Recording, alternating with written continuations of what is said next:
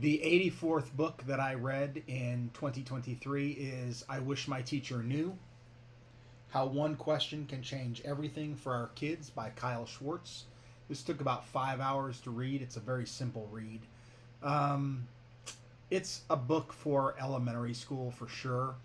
A class that I teach where about for kids, freshmen and sophomores in high school who think they might want to be teachers, I think they're going to get a lot out of this book. I did not, however, get very much out of this book.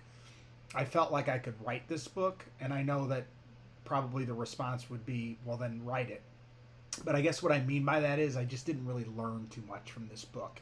So the premise is that this teacher, Kyle Schwartz, who's actually a woman, um, asks her students who are in elementary school to write down the phrase, I wish my teacher knew, and then fill it in with something that maybe is going on at home or something traumatic or something like that.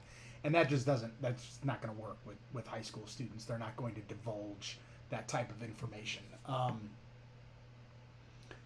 But again, I think that my students will get a lot out of it because they haven't thought about the things in this book before.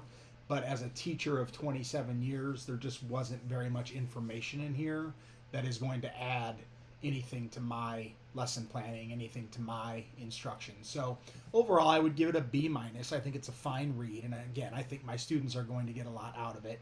And I think it's aimed more at elementary teachers, which again, the title doesn't necessarily suggest that, so I would hold that against the book.